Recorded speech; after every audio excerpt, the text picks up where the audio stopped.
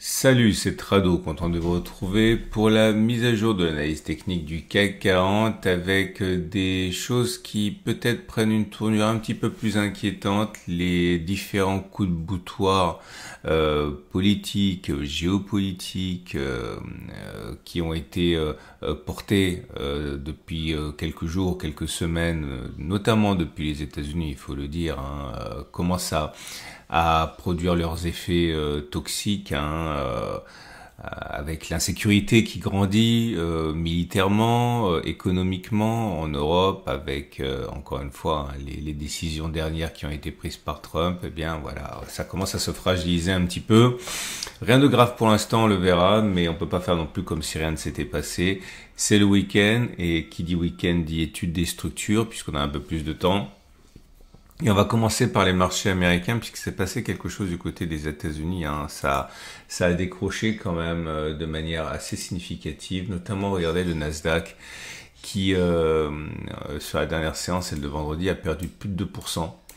Et il est légitime de se poser des questions, et je vais peut-être spoiler tout de suite la situation, mais non, c'est pas grave pour l'instant. Pourquoi c'est pas grave? Parce que la structure est toujours haussière. Je vais mettre les données hebdomadaires, ce sera plus simple.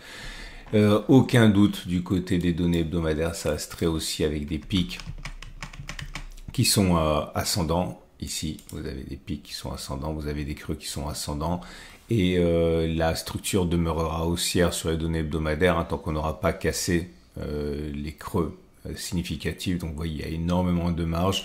On pourrait même se permettre de perdre quasiment 15%, même 20%, vous voyez, sans remettre en cause la tendance de fond haussière sur les données hebdomadaires. Je dis pas que ça sera agréable, ça serait désagréable au possible, mais ça ne remettrait absolument pas en cause. Regardez ce qui s'est passé là, par exemple. Je me rappelle, vous en rappelez aussi, tout le monde criait au drame, alors que finalement on est venu simplement chercher la zone basse. On a perdu plus de 10%. 16 même, et après on est reparti pour inscrire des nouveaux records. Donc voilà, tout ce qui se passe pour l'instant demeure complètement sous contrôle des haussiers.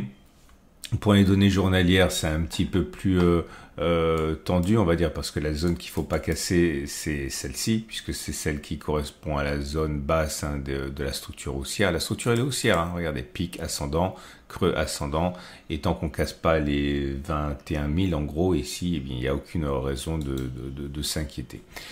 Donc en creux, ça veut dire aussi que l'on pourrait perdre, et c'est plausible, encore 3% avant d'avoir une réaction éventuellement de ceux qui voudraient racheter à bon compte. Donc ça veut pas dire que ça va pas baisser, mais ça veut dire que c'est pas grave pour l'instant. Pour le SP500, c'est pareil. Si on regarde les données hebdomadaires, on n'est absolument pas dans une situation inquiétante. Vous avez des pics et des creux qui sont ascendants, gage de la tendance haussière du moment sur les données hebdomadaires. Et là, il faudrait casser la zone des 5770 avant de mettre en péril la tendance haussière. C'est-à-dire qu'on pourrait perdre encore sans problème 4% sans devoir s'en inquiéter. Sur les données journalières, la structure elle est également haussière. Ok, je vais vous montrer ça. La structure est haussière, même malgré la baisse de 1,7%. Donc, vous voyez, faites très attention à ce que vous allez lire sur les réseaux sociaux. Beaucoup crient au début du bear market, à la fin de la hausse et de l'ère de l'intelligence artificielle. C'est pas impossible, mais ça allait vite en besogne. Pour l'instant, tant que l'on ne casse pas le support ici des 5930, et vous aurez compris que juste derrière, en deuxième rideau, il y a toute cette zone-là. Il n'y a pas de quoi paniquer. Mais là aussi, en creux, ça veut dire qu'on peut facilement perdre encore 1,5% la semaine prochaine, sans que on ait du soutien, et sans aussi que cela n'alarme les investisseurs. Je fais un petit tour du côté du DAX, parce que c'est important ce qui se passe. Le DAX est très fort, mais lui aussi vient d'inscrire une semaine assez pathétique. Depuis les plus hauts, le DAX a perdu déjà 3%. La structure elle est haussière tant qu'on n'aura pas cassé cette zone-là, c'est-à-dire celle des 21 200, et là aussi on pourrait baisser facilement de 5% encore sans remettre en cause la tendance haussière. On passe donc enfin au CAC 40 qui nous intéresse au premier chef. Bon, on a été fauché en plein vol. J'envisageais, peut-être j'étais un petit peu trop machiavélique, que on irait chercher et provoquer les stops des baissiers. J'imaginais comme ça. Bon, là, visiblement, les marchés américains vont peser pour une baisse immédiate. Mais au-delà de la crise de paranoïa que j'ai faite, le fait que l'on baisse à partir des niveaux actuels n'a absolument pas de quoi vous surprendre. On est sur une résistance, et même si on a connu une baisse impressionnante, n'oubliez pas que plus fort qu'une tendance haussière, il y a des résistances sur une unité de temps supérieure, autrement dit hebdomadaire. Donc si on doit avoir une baisse à partir de maintenant, c'est absolument pas surprenant. Mais là aussi, hein, comme ce que j'ai dit c'était il y a 2-3 mois, la structure elle est haussière. Les pics sont ascendants, les creux sont ascendants, et on pourrait même redescendre jusqu'à cette zone sans remettre absolument en cause la tendance haussière, la structure haussière sur les données hebdomadaires. Donc on pourrait facilement perdre quasiment 15-20% sans que cela fasse broncher la structure. Et sur les données journalières, c'est pareil. Sauf que bien sûr, la limite de la structure haussière, elle est plus basse. Elle est ici. Mais pour l'instant, vous voyez, belle structure haussière, et on pourrait perdre 5%, sans remettre en cause cette structure haussière. Je pense qu'on va le faire d'ailleurs, hein, puisque bon, on a du travail à réaliser, notamment le comblement de certains gaps ici, puis on est monté trop vite, on en a beaucoup parlé. Donc maintenant, on va pas faire grand chose de plus, je vais pas backtester parce que ce que je vais dire là a déjà été backtesté souvent cette année, enfin ces derniers 12 mois. On passe en dessous de la M7, donc la tendance immédiate elle est plus haussière, mais elle est neutre, elle est pas baissière puisque la M7 monte encore, hein. Donc la tendance baissière, immédiate est neutre, la tendance générale elle est haussière, la tendance de fond elle est haussière, la tendance de long terme elle est haussière, donc aucune inquiétude à avoir au-delà de la correction de court terme pour l'instant.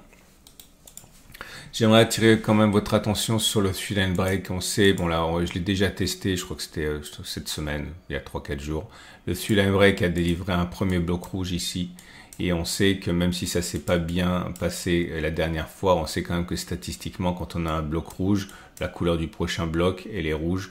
Donc normalement, on devrait avoir encore des baisses. On a parlé la dernière vidéo, je crois que c'est 70%, on avait testé, hein, de chance pour que le prochain bloc soit rouge. Ça milite pour une continuation de la baisse également.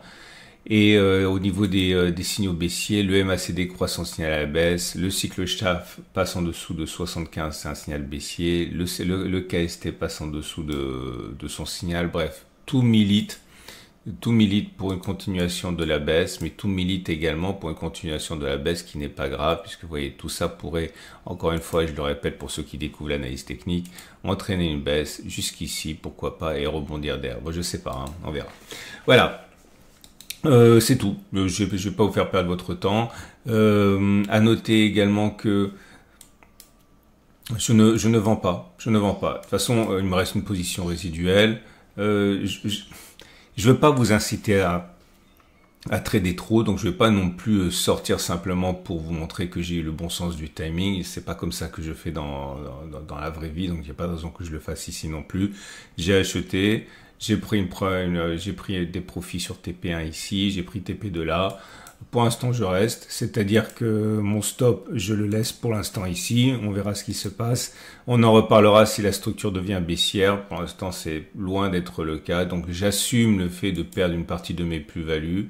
Et puis, on verra plus tard. Donc, j'assume de perdre 5%. De toute manière, sur la position de départ, on est déjà on est en prix jusqu'à maximum, on a pris 13%. Mon TP2 correspond à plus 12% sur des produits à effet de levier. Franchement, il n'y a pas de quoi se plaindre. Donc, même si je perds un peu d'argent, non, même je perdrai pas d'argent puisque je suis en profit. Même si je perds mes plus-values sur la partie résiduelle, c'est vraiment pas grave. Et j'ai la conviction, mais c'est qu'une conviction, c'est pas la vérité, hein, qu'on va baisser et qu'on va repartir derrière. Donc, je veux garder ma position. Voilà, je vous souhaite une excellente journée, vous avez plein de choses qui vous attendent dans l'onglet communauté de la chaîne YouTube, toujours l'aventure de l'or incroyable, Trump et Elon Musk qui veulent partir eux-mêmes vérifier que l'or de Fort Knox est bien là, c'est vraiment digne d'un feuilleton.